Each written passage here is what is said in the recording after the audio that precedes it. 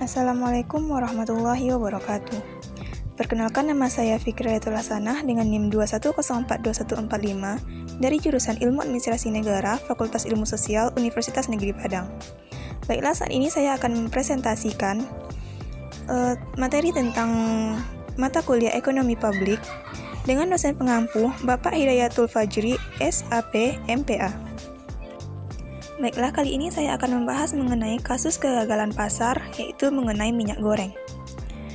Fenomena kelangkaan dan kenaikan harga minyak goreng merupakan potret kegagalan pasar. Kondisi itu dinilai telah memicu keresahan sosial yang merugikan konsumen, aksi ambil untung, dan tindak kejahatan seperti penimbunan dan penipuan. Sosiolog Universitas Negeri 11 Maret atau UNS, Surakarta, Derajat Tri Kartono, Kamis, tanggal 24 bulan Februari 2022, mengatakan kegagalan pasar terjadi karena keseimbangan pasokan dan permintaan tidak terjaga. Dalam kacamata sosioekonomi, kegagalan pasar itu menimbulkan kepanikan, terlebih berkait kebutuhan dasar, baik bagi kalangan menengah ke bawah maupun menengah ke atas. Sesuatu yang seharusnya tersedia untuk kebutuhan sehari-hari menjadi tidak ada. Masyarakat pun panik. Permintaan menjadi sangat tinggi karena berusaha menyimpan lebih banyak dari kebutuhan. Itu untuk berjaga-jaga jika kondisi ini belum berakhir seminggu atau sebulan ke depan.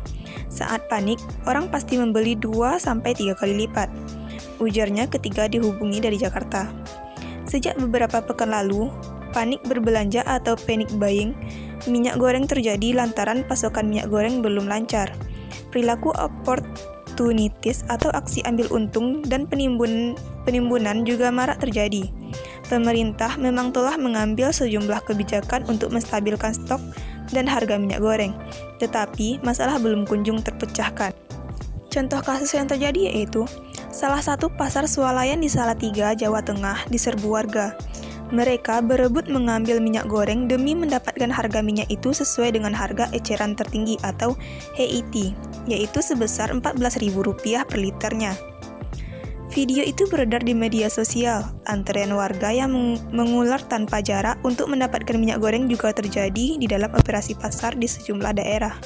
Di sisi lain, aparat penegak hukum juga mengungkap sejumlah praktik penimbunan hingga penipuan terkait minyak goreng. Pemerintah bahkan menutup sekitar 400 kios daring di sejumlah loka pasar lantaran menjual minyak goreng di atas. Lonjakan permintaan itu menimbulkan peluang-peluang bagi tindak kejahatan seperti penimbunan dan pengoplosan minyak goreng.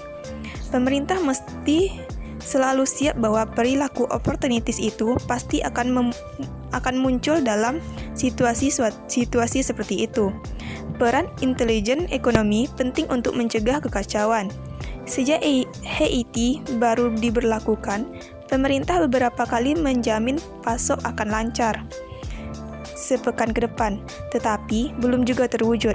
Hal ini memberi harapan yang tinggi terhadap pasar. Namun, jika tidak dapat dipenuhi, kepercayaan masyarakat terhadap negara yang berperan sebagai penjamin stabilitas dapat berkurang. Selanjutnya, analisis penyebab kegagalan pasar. Yang pertama, adanya ketidaklancaran pada aliran distribusi. Yang kedua, keseimbangan pasokan dan permintaan tidak terjaga. Rinciannya yaitu A. CPO atau crude palm oil merupakan salah satu jenis minyak nabati yang paling banyak diminati oleh masyarakat dunia. Saat ini, harga CPO di pasaran dunia sedang mengalami kenaikan harga. Karena itu, dari $1.100 Amerika Serikat menjadi $1.340. Akibat kenaikan CPO, produsen minyak goreng lebih memilih menjual minyak goreng ke luar negeri dibanding ke dalam negeri. Produsen akan mendapatkan keuntungan yang lebih besar apabila menjual minyak goreng ke luar negeri. Yang kedua, kewajiban pemerintah terkait dengan program B30. Program B30 adalah program pemerintah untuk mewajibkan pencampuran 30% diesel dengan 70% bahan bakar minyak sejenis solar. Ada peralihan menuju ke produksi biodiesel. Konsumsi yang seharusnya digunakan untuk minyak goreng digunakan untuk produksi biodiesel. Hal itu karena ada kewajiban untuk pengusaha CPO agar memenuhi market produksi biodiesel sebesar 30%. Yang ketiga yaitu kondisi pandemi COVID-19 yang belum selesai. Ada beberapa negara di belahan dunia lain yang sedang mengalami gelombang ketiga COVID-19. Konsumsi luar negeri yang selama ini menggunakan minyak nabati juga mulai beralih ke CPO, sehingga ada kenaikan permintaan di luar negeri terkait ekspor CPO. Peran yang dilakukan oleh pemerintah untuk mengintervensi kegagalan pasar, yaitu yang pertama melakukan operasi pasar. Dalam jangka pendek, pemerintah bisa melakukan operasi pasar, misalnya dengan melacak dari produsen harus memiliki kewajiban untuk mensuplai kebutuhan dalam negeri terlebih dahulu sebelum memenuhi kebutuhan ekspor. Pemerintah harus memastikan pasokan minyak goreng dalam negeri terpenuhi dengan harga yang wajar dan terjangkau oleh masyarakat. Selanjutnya, Menteri Perdagangan terkait dengan kepastian ketersediaan minyak goreng dengan harga terjangkau, menyiapkan regulasi terkait dengan harga eceran tertinggi. Dan yang ketiga, mensubsidi selisih harga minyak goreng kemasan sederhana hingga 6 bulan ke depan dan memastikan harga minyak goreng terjaga sebesar 14.000 per liter. Dan yang terakhir, Menteri Keuangan bertugas untuk menyiapkan tata cara pemungutan dan setoran PPN atas selisih harga, mengadopsi peraturan Dirjen Pajak dan lembaga lain, termasuk Kementerian Perindustrian terkait dengan SNI. Baiklah, sekian yang dapat saya sampaikan. Mohon maaf apabila ada kesalahan. Wabillahi taufiq wal hidayah. Wassalamualaikum warahmatullahi wabarakatuh.